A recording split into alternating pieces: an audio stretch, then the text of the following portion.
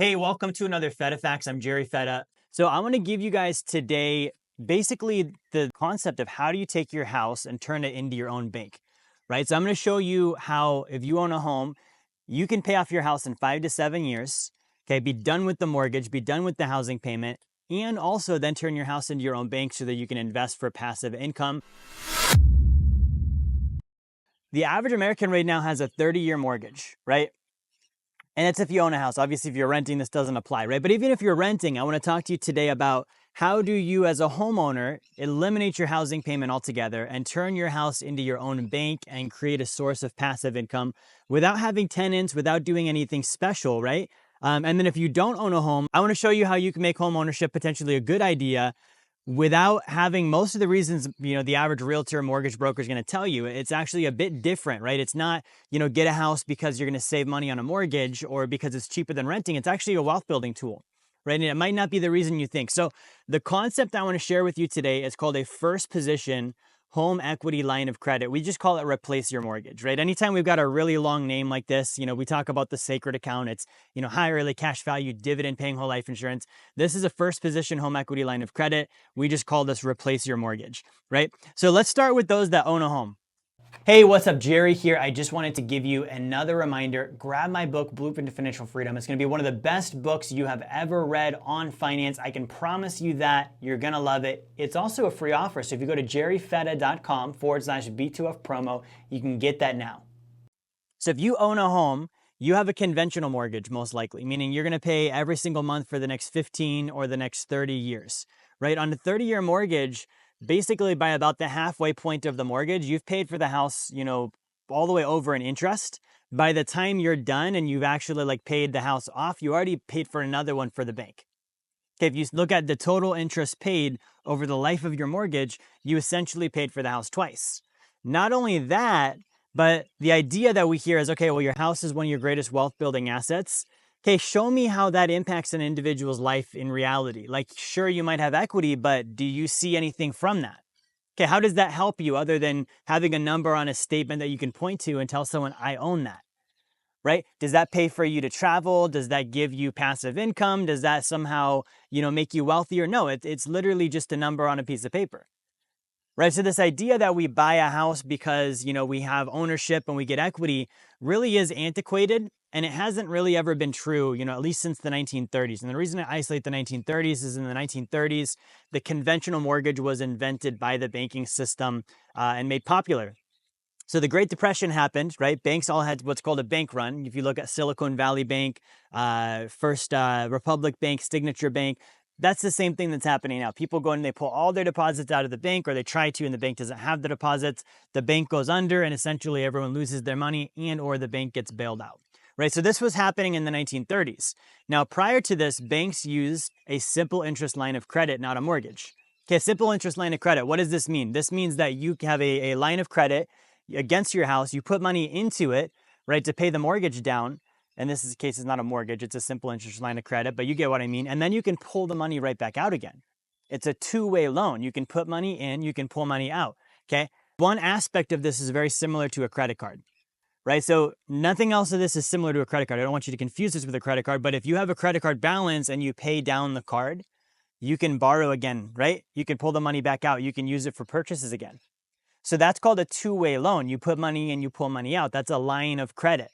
Right? Now, the problem with a credit card is it's a high interest rate revolving line of credit. The interest compounds and builds upon itself. Your minimum payments are less than what the interest is. Therefore, you never get out of credit card debt. I don't want you to identify this as the same thing as a HELOC because that part is not the same. What is the same is the fact that at a very low interest rate comparable, you can put money in, pay down the balance, and then pull that money back out. It's a two-way loan. And this is how people did this back in the early 1900s and prior, is they would usually have a farm. They would have a simple interest line of credit on the farm, and they would put money into that to pay that line of credit down. And then when they needed the money back out, they'd pull it out. They'd borrow it back out again. And so they used it as both their checking savings account and also their source of liquidity, their savings account. They'd pull that equity out of the farm or out of the house. And in that sense, they actually did have a wealth building asset. Because if I can borrow against my equity, free will, I can do that whenever I want to. I could, expand my farm or invest or, make a larger purchase or whatever it is that I'm looking to do, right? Now, they switched it to the conventional mortgage. The conventional mortgage is a one-way loan, meaning you pay money into it, you can't pull that money back out, right? Once you pay your mortgage payments similar to a car payment, that money belongs to the bank now. You're not going to get it back out, right? So that's the one-way loan, the conventional mortgage, right? So we're telling you go back to what was being used prior. Now, by doing it, here's what's going to happen. With a HELOC, you replace your mortgage, you dump the money into it. So this now becomes your checking account. Okay, so all of your income, every single dollar you earn gets deposited into your HELOC, right? Now, what that does is it pays down the balance. Okay, when you pay down the balance, you save interest, it lowers your housing costs. So that's a win right there, okay? Now, you're gonna pay all your bills out of that once a month.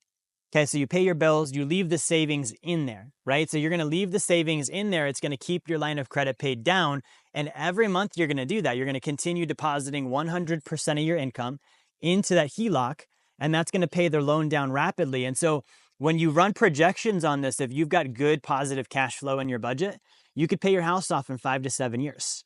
Next, I don't want to interrupt you too long. I just want to give you a free offer for my book, The Blueprint to Financial Freedom. If you go to jerryfetta.com/B2F promo, you can get the book now. I'm going to let you get back to the video. Right? Now, some of you might be like, Jerry, why are you telling people to pay their house off? Well, hang on. I'm not telling you to leave it paid off. Okay, just hold your horses here. We're telling you pay it off. Then you've got to pay it off home. You can borrow from that line of credit again. Okay, but what are you going to borrow for now? You're going to borrow for investing, passive income producing assets, right? Now, if I borrow, let's say that my loan interest rate is 6%, but I'm going to borrow and I'm going to put that into a real estate investment that maybe pays me 12%. That 12%, I'm going to be paying my line of credit down every month. Again, same concept, reducing my principal. All my income's going to go into it. It's still going to be my checking account. Right? And what's going to happen is my effective interest cost is not 6%. It's more like 2 or 3%. Plus, I'm going to write that interest off on my taxes because it's now involved with an investment. So I'm going to reduce that interest cost to maybe 2 to 3%. Meanwhile, I'm earning 12% on real estate and my house is probably appreciating at 3 to 5%. Right? I just became my own bank, but with my own house. I deposited money in, which is what you do with a bank. Okay, I borrowed against the asset. I borrowed against the deposit, which is what a bank does with your deposit. I loan it to myself. I put that into a real estate investment that pays me 12%. And then that money comes back around and it pays the loan back down just like with a bank. Right? And now the only difference is in this one, which is different than the life insurance. I'm not a shareholder. I'm not going to ever earn profits on that system, but I do get appreciation on my house.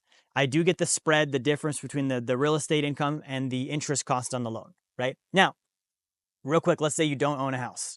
Okay, you're renting. I'm renting right now. The reason I'm renting is because I don't want to have to put up with a house.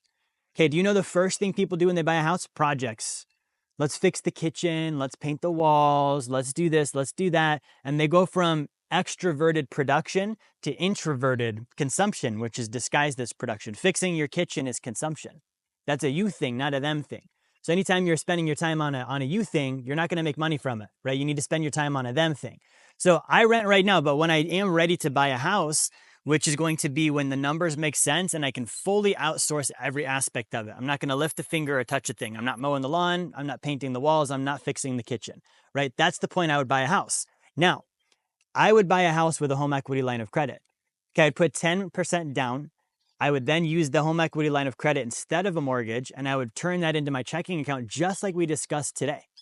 Right now, this does prolong home ownership a little bit, but here's the thing. It's better that you put 10% down on a house. Okay, you're making a better financial decision if you're putting 10% down on a house. Yes, it takes longer to build up, but you have a lower debt ratio. Your housing costs will be cheaper. You've got more equity, right? As that house gets paid down and appreciates, you can start benefiting from that and doing what we talked about earlier in the video. Okay, so this is called Replace Your Mortgage. Thanks for watching. Like, share, subscribe. See you next time. Hey, this is Jerry Fetta here. I want to thank you for watching my video, watching my content. I hope you enjoyed it. If you would like to learn more about the Blueprint to Financial Freedom and how you can achieve passive income that exceeds your savings, your expenses, your taxes, your generosity, and build wealth like the top 1%, I want to encourage you, grab a copy of my book, The Blueprint to Financial Freedom. You can go to jerryfetta.com/B2F promo, or you can click the link in the description of the video here. The copy is free. You cover your shipping. We'll send the book out to you, and we'll send you an email with a bunch of great bonus material also for free. Get the book, subscribe to the channel. I'll see you on my next content.